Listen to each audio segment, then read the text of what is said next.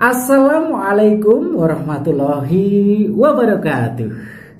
Alhamdulillahirabbil alamin.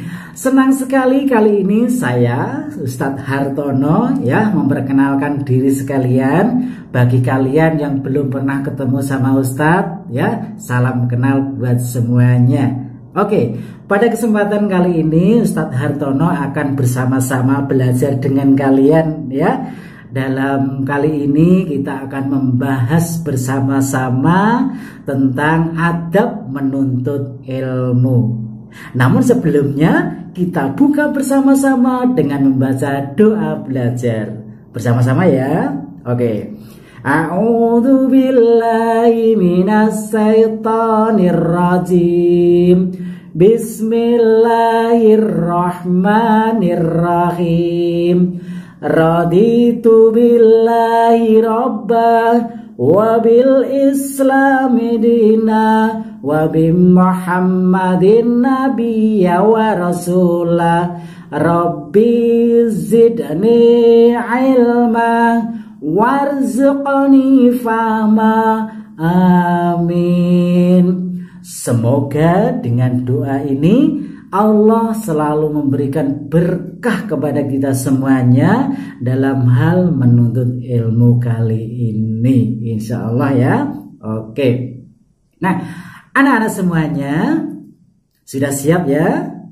Oke, kalau sudah siap perhatikan baik-baik. Nah, materi akan segera kita mulai ya. Oke, yang membawa buku silakan dicatat, yang penting-penting ya.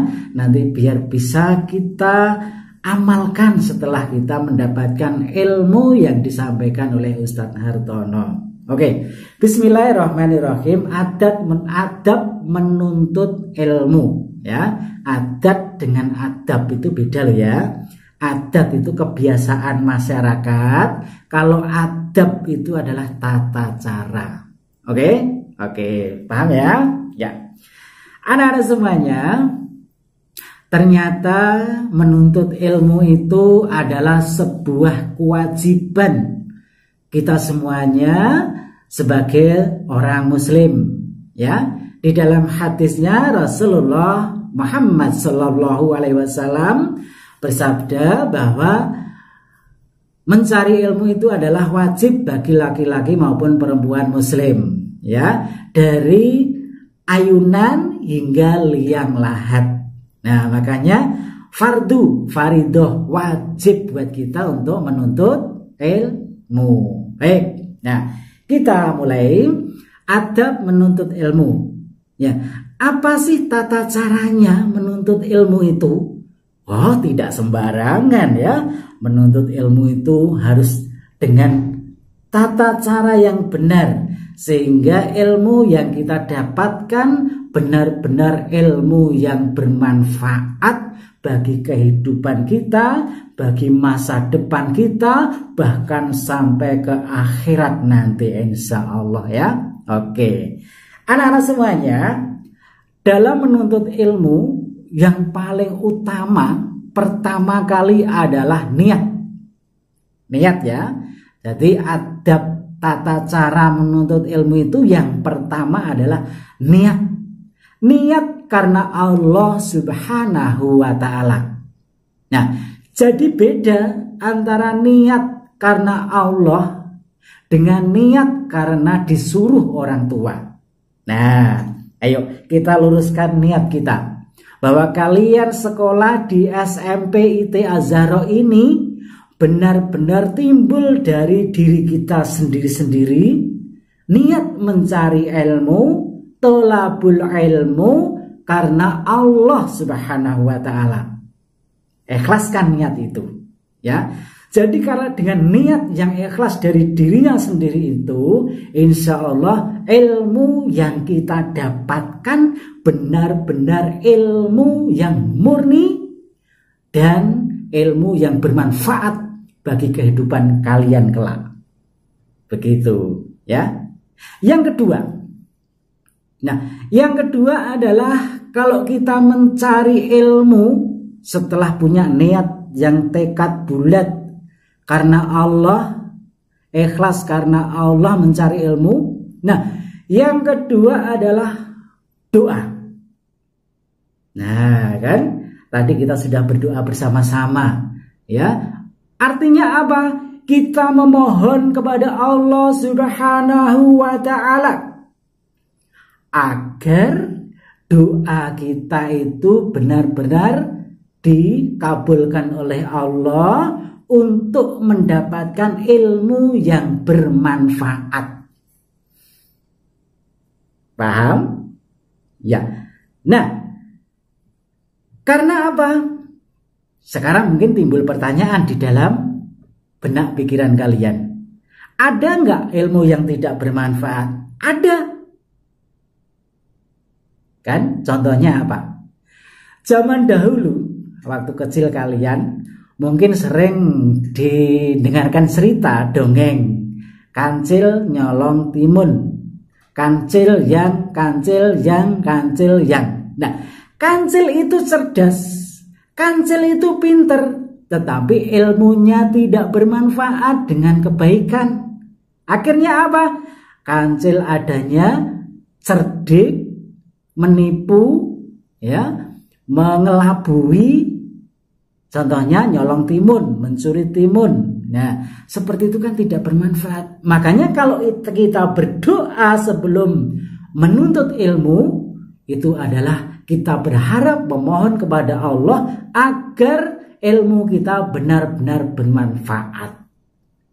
Oke? Ya. Nah, kalau ada orang yang tidak mau berdoa dalam menuntut ilmu, maka dikatakan orang itu adalah orang yang sombong, takabur, tidak ingin mendapatkan sesuatu dari Allah Subhanahu wa ta'ala, tidak memohon, tidak berharap. Maka jangan menjadi orang yang sombong, somse. Apa itu? Sombong sekali. Ya, gitu ya, jangan sampai. Nah, nanti setelah mendapatkan ilmu pun kalian juga tidak boleh sombong. Ada loh kisahnya, ya, ketika suatu saat Nabi Musa alaihissalam ditanya oleh jamaahnya, oleh pengikutnya, ada nggak orang yang hebat berilmu tinggi? Maka apa jawabnya Nabi Musa? Tidak ada. Tidak ada, hanya aku yang hebat. Nah, karena seperti itu, maka jawaban Nabi Musa langsung ditegur oleh Allah melalui malaikat Jibril. Kemudian malaikat Jibril menunjukkan seseorang yang hebat, tawadhu, lembah mana, rendah diri, tapi ilmunya sangat tinggi. Nah, nanti di akhirnya akan Ustadz Hartono ceritakan. Oke, maka jangan sombong, jangan takabur, berdoa dahulu sebelum menuntut ilmu. Nah, yang ketiga,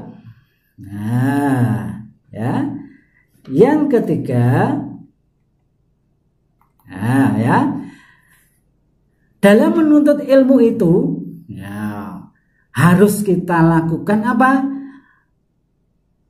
Diam, memperhatikan penjelasan dari guru atau ustadz-ustadzah kalian. Diam, memperhatikan dengan seksama penjelasan dari guru atau ustadz-ustadzah kalian.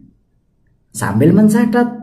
Karena mencatat itu sambil mendengarkan itu akan memperkuat ingatan kita semuanya. Paham ya? Perhatikan baik-baik ketika dijelaskan oleh ustadz-ustadzah kalian. Selanjutnya, adab menuntut ilmu, tata caranya adalah sopan santun dalam menuntut ilmu. Sopan dengan cara apa? Kalau masuk sudah duduk yang rapi, siap mendengarkan. Kalau ingin bertanya, tunjukkan tangan dengan kata-kata yang santun. Tanya ustadzah, tanya ustadz. Nah, makanya kalau orang bahasa Jawa mengatakan ojo saur manuk. Ketika guru, ustadz-ustadzah kalian menjelaskan, jangan sampai asal bunyi. Asbun, asal bunyi. Ketika ustadz kalian menerangkan, langsung, ustadzah, aku ingin tanya, ustadzah, kok bisa? Ustadzah, ustadz, gimana ini, ustadzah? Saur manuk, ricuh sekali. Makanya harus menyampaikan dengan sopan, santun dalam menuntut ilmu. Anak hebat kan harus sopan. Ya, ingat ya pesan dari Ustadz Hartono yang dulu ya. Anak hebat selalu sopan, salam santun. Nah, harus santun. Adab yang berikutnya adalah menghormati guru. Tidak boleh menentang atau banyak membantah guru yang sedang menyampaikan perintah. Menurut kepada guru. Karena kalau banyak membantah, banyak pertanyaan akan menyulitkan kalian sendiri. Ustadz Hartono Pak tahu? Iya. Ustadz kan dulu seperti kalian juga menuntut ilmu. Nah, ya. Kemudian yang ke-8 adalah taat kepada guru. Ya. Lihat ketika Nabi Musa berguru kepada Nabi siapa? Nabi Khidir. Ya, ketika itu Nabi Musa setelah dikatakan Ustadz Hartono tadi ya, setelah dikatakan ada orang yang hebat di atas Nabi Musa, kemudian Nabi Musa mencari guru, seseorang yang ditunjukkan oleh malaikat Jibril itu. Ya, maka syaratnya apa? Boleh berguru kepadaku, tetapi harus sabar. Ya kan? Harus sabar. Adab mencari ilmu itu harus sabar, jangan tergesa-gesa, jangan emosi. Tuh kan, ustadz itu kok bagaimana sih? Wah itu nggak cocok. Nah, bukan seperti itu. Ya, sabar. Oke? Iya, seperti yang dicontohkan oleh Nabi Musa dan Nabi Khidir sang gurunya. Nah, kemudian ya, semangat untuk hadir lebih awal. Nah, itu ya Ustadz Hartono itu loh ya. Kalau ngaji, kalau pas liqo, kalau ngaji mesti datang lebih awal. Kenapa? Karena Ustadz Hartono butuh mendapatkan ilmu dari gurunya, dari guru ngajinya. Makanya kalian juga harus bersemangat walaupun rumahnya jauh. Ustadz, rumahku jauh, besok aku terlambat. Loh, terlambat kok direncanakan? Nah, nggak boleh ya. Harus bersemangat. Bangun pagi, sholat subuh, tilawah, persiapan, berangkat. Jangan sampai terlambat. Semangat. Siap ya? Oke. Kemudian harus selalu bersungguh-sungguh dalam menuntut ilmu. Ya, penuh pengorbanan anak-anak. Mungkin kalian yang sudah jauh rumahnya dari Sragen, ada yang Jenar, ada yang Sambirejo, ada yang Tanon, Sidoarjo dan lain sebagainya. Bukan alasan untuk terlambat, bukan alasan untuk bermain, ya, untuk sungguh-sungguh menuntut ilmu. Nah, ini sebagai akhir perjumpaan kali ini, Ustadz Hartono akan sampaikan ya kisah tragis santri menjadi penjual arang. Nah, ini hubungannya dengan sopan santun tadi ya, sopan santun terhadap gurunya. Dengarkan baik-baik. Dikisahkan di kota Tarim, itu di negeri Zaman sana, ada suatu pesantren yang bernama Rubat Tarim. Nah, di pesantren itu anak-anak ada seorang santri. Ya, anggap saja nggak usah disebut namanya ya. Namanya Fulan. Fulan itu samaran, bukan orang nama sebenarnya. Nah, si Fulan ini merupakan seorang santri yang sudah menetap 13 tahun lamanya bersama ustadznya. Nah, Dia sangat cerdas, pinter, hafalannya banyak, dan tangkas juga rajin hingga dikatakan bahwa ia menjadi santri yang sudah mencapai derajat mufti. Saking pinternya. Kesehariannya santri ini disukai oleh teman-temannya karena ia dibutuhkan oleh rekannya untuk menjelaskan pelajaran yang belum difahami serta mengajar kitab-kitab yang dikuasainya. Hebat kan? Hebat. Kalian mau jadi anak yang hebat seperti ini? Oke. Nah, setelah 13 tahun menjadi santri Rubat Tarim itu, tentu saja hampir dipastikan ia termasuk calon ulama besar. Ya, namanya pun terkenal hingga keluar pesantren bahwa ia termasuk calon ulama besar yang akan muncul di zaman berikutnya. Hebat enggak? Hebat. Untuk ini kalian boleh meniru. Hebat. Nah, hingga akhirnya nggak tahu apa tipu daya setan ya. Nah, setan mengelabui si Fulan. Akhirnya ia merasa menjadi orang yang paling hebat karena hafalannya banyak, menjadi orang yang alim. Bahkan ia merasa kualitas dirinya sejajar dengan kealiman guru besarnya. Na'udzubillahi min dzalik. Tidak cuma itu saja anak-anak semuanya. Kesombongannya si Fulan tadi berlanjut hingga berani memanggil gurunya dengan namanya saja. Na'udzubillah, sungguh tidak pantas, tidak sopan. Coba bayangkan, kalian memanggil Ustadz Hartono, Tono, ya itu tidak pantas, tidak sopan. Jangan dilakukan. Ya. Ketika gurunya namanya Abdullah saat itu, si Fulan itu memanggil, ya Abdullah, aku mau keluar. Nggak sopan kan? Nggak sopan. Nah, di mata para ahli ilmu, hal ini sungguh tidak sopan, sungguh tercela. Nah, ya, anak-anak semuanya, kesombongan si Fulan ini pun berlanjut. Akhirnya suatu saat ada pengajian, ya. Namun gurunya yang sabar itu Abdullah hanya mengatakan, cukuplah di sini ilmu si Fulan. Hanya itu saja. Tapi perkataan gurunya itu ternyata dibawa sampai dewasa. Ya, ternyata Allah meridhoi ucapan gurunya. Cukup sampai di sini saja ilmunya. Akhirnya si Fulan ini suatu saat diundang di sebuah pengajian sebagai pembicara. Nah, setelah hadir, pengunjungnya sudah banyak, bondong-bondong hadir di majelis itu. Setelah dipanggil naik ke mimbar, ternyata si Fulan ini sudah sampai mimbar, mengucapkan salam.